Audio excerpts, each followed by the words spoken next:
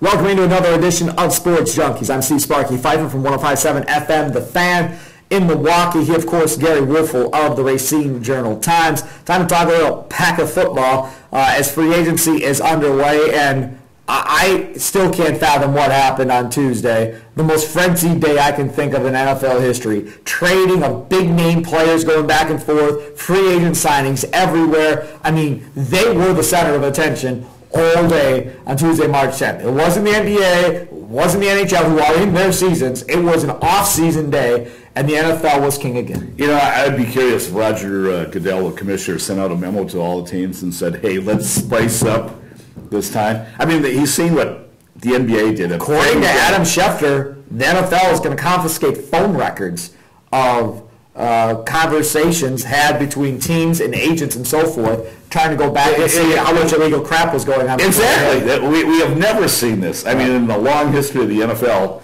out of nowhere comes this barrage of trades. It was awesome. And it was great. And that's why you love the NBA trade deadline, the NBA draft, because there's always so much movement. Right. And the NFL did the right thing. I've never heard so many people talk about NFL activity like they did now. I agree. Packers bring back Randall Cobb in a deal in which most people thought he took a discount to stay because you could have got more in Oakland or somewhere else. Jacksonville had him targeted according to their GM, David Caldwell.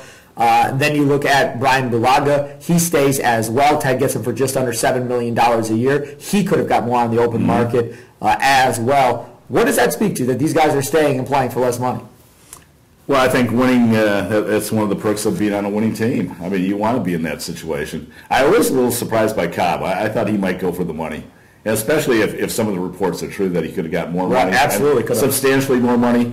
But I'll tell you what, if I'm Green Bay, I would have did everything I could to keep Cobb. I mean, their passing game is the heart and soul of their offense. They lose a key component like that, they're in trouble, especially when they still need a tight end. Can you imagine if they would have took one of their key receivers plus not having a tight end out of the equation? Look on the defensive side of the ball, Devon House gone to Jacksonville. He takes the money. Some of his old college coaches are on that staff in Jacksonville, so he goes to reunite with them. Tramon Williams, as of this taping, still out there, still a free agent. He has met with New Orleans. The Vikings have shown some interest in Tramon Williams as well. What I've heard is the Packers offered him 2 years at $4 million a year. He wants 3 at $5 million.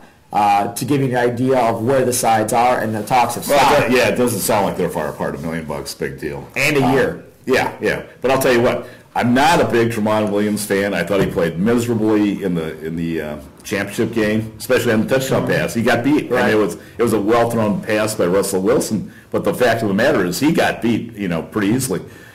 I think he's taken a step down. But at the same time, if they lose him, who do they have to replace him? Casey Hayward. And he's too small. I agree. And he's not fast enough. I agree. I think he's the ideal nickelback or a dime. He's a slot guy. Yeah, right. He is not a cornerback. If they lose Williams, I think their number one priority is now a cornerback in the draft. But you still don't have a linebacker to play next to Sam Barrington. The most important positions on defense today are your cornerbacks. But in a 3-4 defense, your middle linebacker is the one calling the plays and doing everything. Well, yeah, but it doesn't matter. If you don't have good cornerbacks, you're screwed. First off, if I'm the Packers, I resign Tramon to 3 years at $5 million. Just give it to me. Exactly. Okay? Exactly. Now, next thing. Now you have to make a decision. Is Clay Matthews going to play middle linebacker the rest of his career in Green Bay? And then are you going to allow Nick Perry and Mike Neal to be opposite Julius Peppers? They have to make that decision. And if that decision is, yes, that's what they're going to do, Clay better sign off on it, first of all. Then you get to the draft, then it's just draft best available. If Tramon stays and Clay moves inside, now you don't have a huge glaring weakness really anywhere other than you would like to improve tight end. Right. Max Williams from Minnesota is a guy that I think they may like if he's there at the end of the first round. Otherwise, it could be another year the Packers just trade back out of the first round and wait.